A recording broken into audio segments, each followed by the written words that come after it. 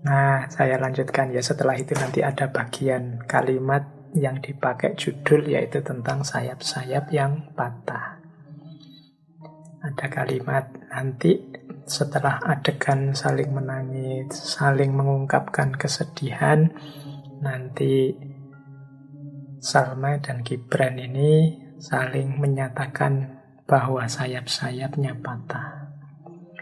Begitu aku memegang tangan Selma dan menariknya ke bibirku, ia mendekat padaku dan memberikan kecupan pada dahiku, lalu menghempaskan diri pada bangku kayu.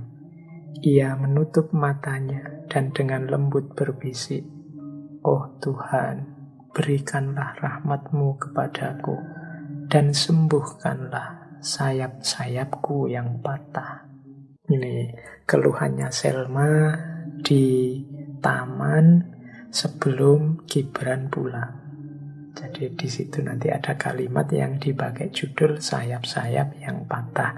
Nanti setelah pulang, Gibran juga mengucapkan kalimat yang sama.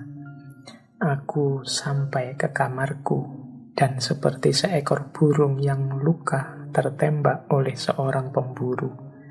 Aku melemparkan diri ke atas ranjangku, mengulang-ulang kata Selma.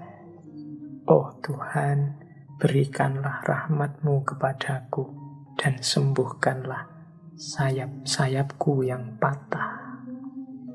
Oke, ambil nafas sebentar. Jadi itulah penderitaan dua orang yang sedang mengalami cinta pertama tapi tidak tersampaikan. Baik, kita ambil tema yang sedikit berbeda. Ini bahasa saya tema kebangkitan atau tema pemberontakan. Jadi mereka berdua ini kan sedang mengalami, kalau bahasa agama itu kezoliman. Dari budaya, dari tradisi, mungkin juga dari otoritas agama. Maka di Al-Ajniha Al-Mutakasiro juga ada kalimat-kalimat yang memancing, mbok jangan diam saja, mbok jangan pasrah saja, mari kita memberontak, mari kita melawan situasi ini. Di situ saya ambil peta. Jadi ini biar ada tambahan wawasan ya. Ketika seseorang diinjak, seseorang dizolimi, ketika seseorang disakiti, itu biasanya reaksi mentalnya berurut dari 1 sampai 4. Itu yang saya jejer itu. Jadi orang itu ketika disakiti oleh orang lain, itu situasi jiwanya berkembang dari awal sampai akhir yang saya gambar itu. Yang paling awal apa? Ketika orang itu disakiti, biasanya dia mudahnya saya pakai kalimat, aku ini sakit, jangan teruskan. Jadi bayangkan teman-teman tiba-tiba mudahnya begini, tiba-tiba jalan kok diinjak sepatumu oleh orang lain. Itu kan pertama-tama kalian terus, aduh kok sakit, jangan teruskan. Berarti teman-teman mengingatkan yang menginjak, mas, sakit mas. Nah, ya mungkin dia tidak sengaja nginjak atau gimana. Jadi aku sakit, jangan teruskan. Kok masih diteruskan, maka akan berubah.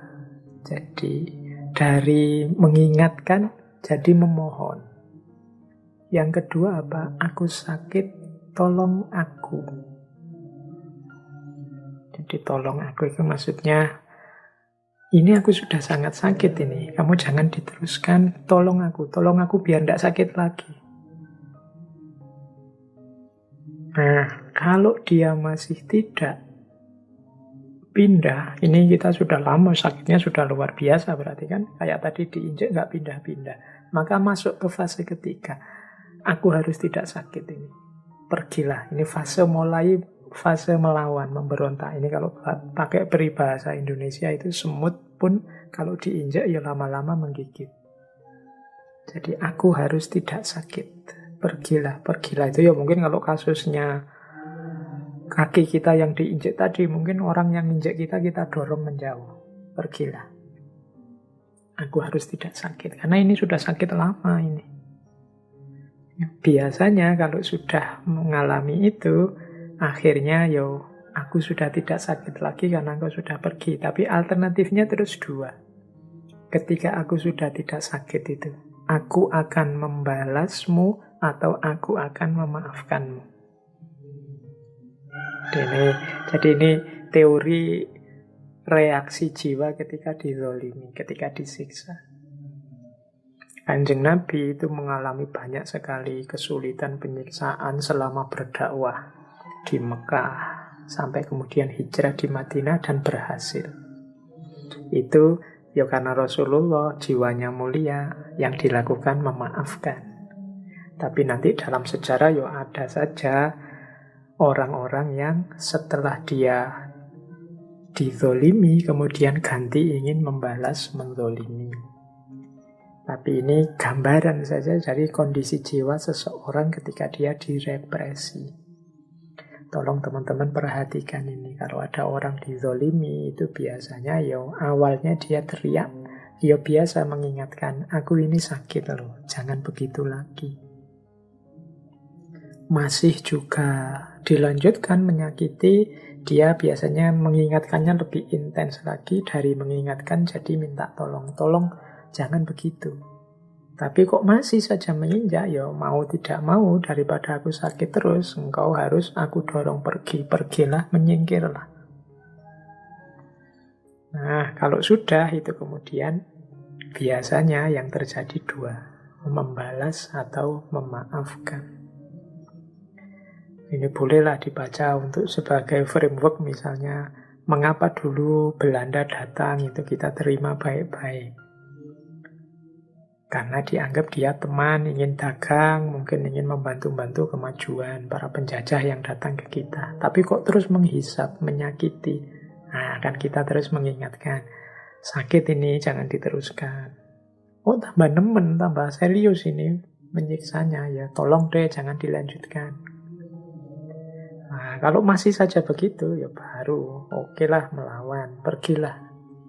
Nah, biasanya kalau sudah kita powernya cukup, aku akan membalasmu atau sudah aku maafkan.